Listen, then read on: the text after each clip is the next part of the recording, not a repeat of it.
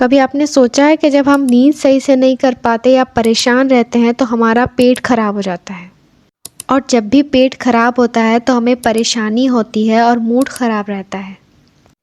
इसी ताल्लुक़ को साइंसी अल्फाज में गट ब्रेन कनेक्शन कहते हैं।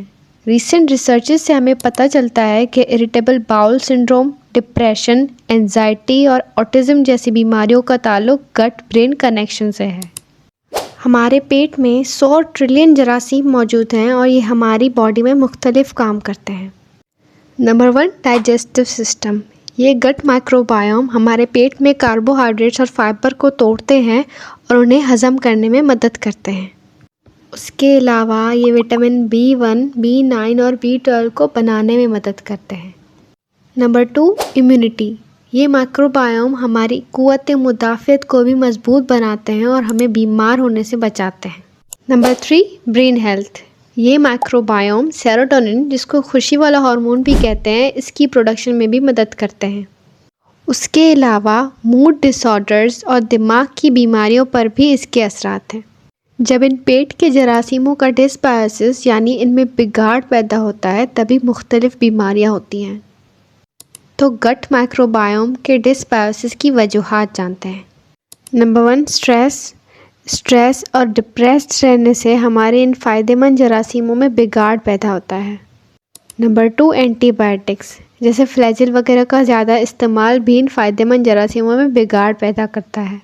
नंबर 3, सी सेक्शन डिलीवरी करवाने से बच्चों के माइक्रोबायोम का डिसबायोसिस होता है, जिसकी वजह से उनकी क़ुव्वत मुदाफ़अत कम होती है और इन्फेक्शन होने के चांसेस ज़्यादा होते हैं। Number 3, breast feeding.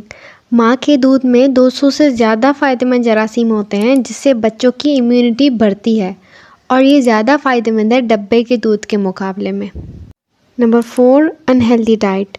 Processed foods यानी पैकेजिंग वाले खाने, फ्राइड चीज़ें, समोसे वगैरह और लो फाइबर डाइट, ये सब चीज़ें गट माइक्रोबायोम को इम्बैलेंस करती हैं। Number 5, cigarette smoking.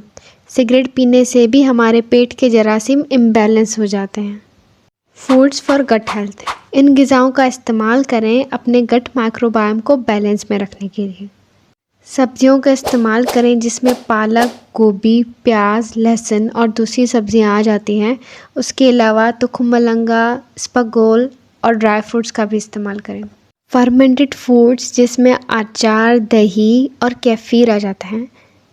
सबसे ज़्यादा फ़ायदेमंद केफ़ीर है। केफ़ीर में 15 से 20 बिलियन तक कॉलोनी फॉर्मिंग यूनिट्स होती हैं इन माइक्रोबायोम की।